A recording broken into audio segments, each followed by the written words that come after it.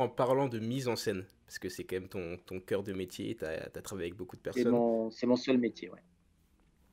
quel conseil tu donnerais à un artiste qui fait de la scène? Parce que on travaille tous sur nos instruments, on travaille tous sur notre danse, sur nos power moves, sur notre jeu d'acteur, peu importe, mais on parle pas tout le temps de mise en scène, tu vois. Quel conseil tu pourrais donner pour un artiste qui veut avancer dans sa carrière? Alors, Qu'est-ce qui devrait nourrir? moi, je vais te dire, la remise en question des procédés, déjà, et une phrase qui C'est-à-dire? est toute droite de la remise en question du processus créatif. C'est-à-dire que tout ce qui est découvert rapidement est mauvais. Ok. Il faut aller plus loin. Ben, c'est-à-dire que quand un comédien voit sur un texte où le personnage est en colère, par exemple, Mhm. il va faire la colère. Hmm. Eh ben non, travaille autre chose. Il y a peut-être que tu peux le sourire, cette partie-là qui est dans la colère. Change ton process immédiat.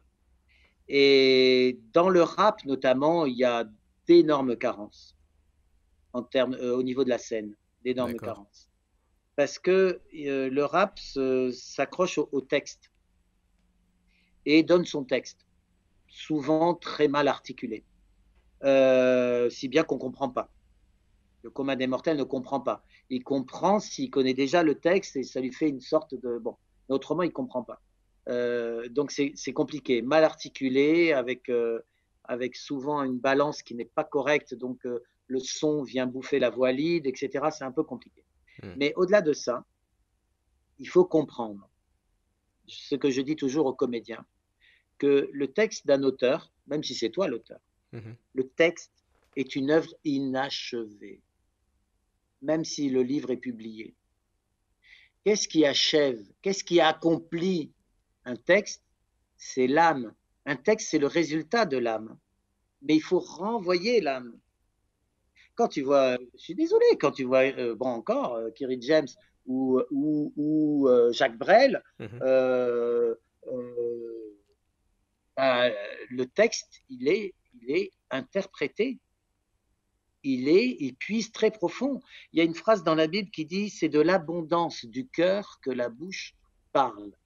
C'est-à-dire, on est tellement Oh. abondant que le mot sort. Mhm. Mais on donne souvent le mot sans avoir l'abondance. Mhm. Donc, tu sais comment ça s'appelle? Ça, pour moi, ça s'appelle, au lieu d'être une montagne qui est pleine, on est une Mhm. cloche qui est vide.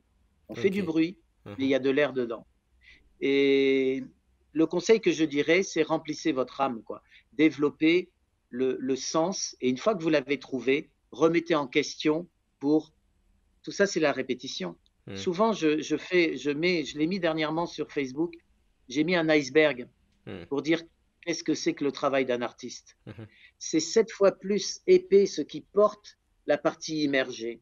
La Mhm. partie immergée, c'est le geste, c'est la parole, c'est le chant, c'est l'instrument, mais tout ce qui porte 7 fois plus est invisible, tu Ok. vois. Et c'est cette base invisible qui porte le jeu, et si elle ne le porte pas, eh ben, on est un airain qui résonne, on est une timbale qui retentit, on est une Mhm. cloche. Mhm. Donc mettre de l'âme. C'est hyper intéressant ce que tu dis parce qu'on pourrait penser que la mise en scène c'est juste faire de la pyrotechnie, puis mettre des éclairages, puis mettre des rideaux et Alors tout. on confond, très intéressant ce que tu dis, parce qu'on confond à mon sens mise en scène et scénographie. D'accord. Alors ça va parfois ensemble, mais la scénographie, c'est l'architecture d'une scène, Mhm. c'est-à-dire ce que l'on voit, Mhm. tu vois. Euh, on peut comparer à une maison. Mhm. La scénographie, c'est le toit, c'est le nombre de fenêtres, c'est le nombre de planchers, c'est la couleur des murs et tout ça. Mhm. Ça, c'est la structure de la scène, tu Mhm. vois, Mhm. les éclairages et tout ça. Mhm. Mais la mise en scène, c'est comment on vit dans cette maison, comment on Oh, reçoit, ok. tu vois. Yes. Et souvent, on s'est dit, tiens, on va faire une mise en scène, alors tu peux me mettre de la pyro. Mais la pyro, mon gars, c'est ce qui se voit. Hmm. Donc, qu'est-ce qui va amener la pyro? Enfin, Mhm. c'est pas un télo, hein. Hmm. C'est juste authentique. Hmm. Tu vois? Par exemple, si tu invites des gens parce que tu as envie de les voir, et c'est cet amour que tu as pour les voir qui va provoquer le repas. Hmm. Et on travaille que sur le repas. Mais s'il n'y a pas l'amour qui jaillit de cette volonté-là, bah, tu peux faire un sandwich. Ouais. Mais tu ne te permettras pas. Oui. Plus tu aimes, plus tu vas honorer. Mhm. Et les artistes ne sont pas assez généreux en général. Ils sont trop sur eux. Et la générosité, c'est d'honorer son public en lui donnant le maximum. Mais le maximum d'authenticité qui Mhm. va avoir par réaction, tu sais, c'est une action qui provoque une réaction, qui va Mhm. avoir par réaction énormément de visuels. Hmm. Mais la conséquence de l'âme profonde, ça sera le geste, ça sera la parole, et donc le visuel qui va venir sublimer cette pensée profonde, tu Hmm. vois. Hmm. Et ce n'est pas l'inverse.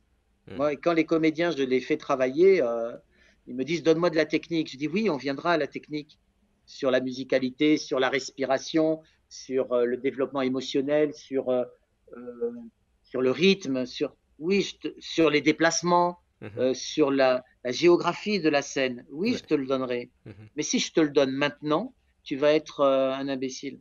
Hmm. Parce que tu vas te concentrer sur ce qui sort de toi au Mhm. lieu de te concentrer sur ce qui vit en toi. Et ce n'est que ce qui vit en toi qui va faire que ce que tu sors est vrai, n'est pas un mensonge. Donc du Voilà. coup, comment C'est est-ce qu'on ça que je travaille donnerais ça? comme conseil. Comment est-ce qu'on travaille ça? C'est en changeant notre façon de voir le processus créatif, c'est ça?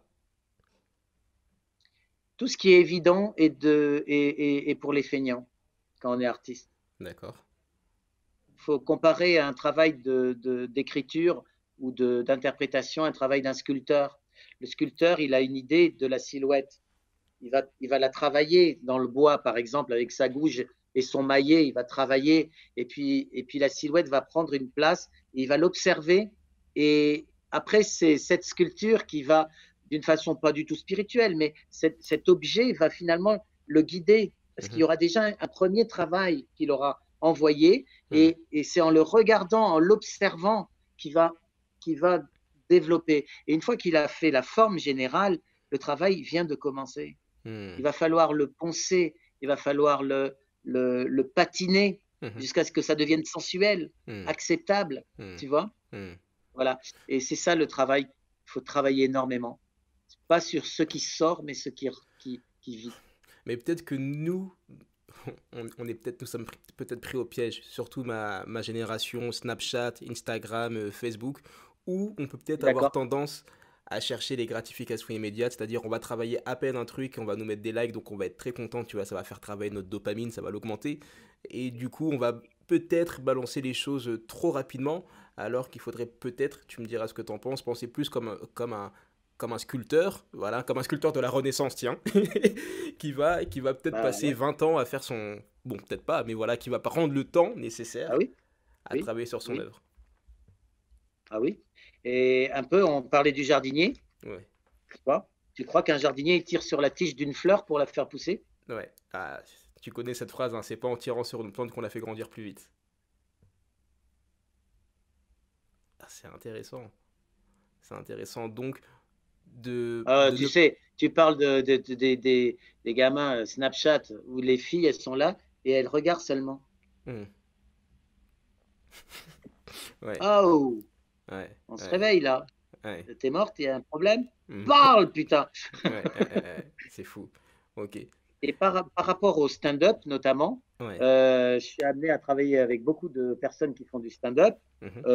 Oh là là, les enfants, c'est bien le texte. Travaillez le texte, mais n'oubliez pas, une fois que vous avez travaillé votre texte, de redéclencher l'émotion qui va porter le texte. Hmm. Et, parce qu'autrement, c'est du blablabla. Ouais, ouais, ouais, j'ai fait ça, on rigole. Mais qu'est-ce qu'on dépose dans le cœur du spectateur Mhm. en fin de parcours, quoi? Hmm.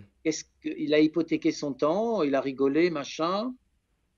Qu'est-ce qui reste, en fait? Hypothéquer son temps. Quel est le petit dépôt qui est au fond du cœur, Ouais. qui a un poids, un petit poids quand même, Mhm. qui va faire que tu es plus lourd de ce spectacle, que ce soit quelque chose dans la joie, dans la prise de conscience. Mais putain, la culture, c'est pas rien. Hmm. Qui nous donne la possibilité de s'ouvrir sur un auteur, sur un écrivain, sur un metteur en scène, sur un pays? Mhm. euh, Qui? C'est que la culture. Hmm. Et tout cela, non pas sur le résultat, mais sur le process. Hmm. C'est-à-dire, c'est du live, c'est des trucs que l'on vit, quoi, que l'on va renvoyer, tu vois. Donc, personne ne te donne ça. Hmm. Hmm. L'éducation va te remplir ta tête. Ouais.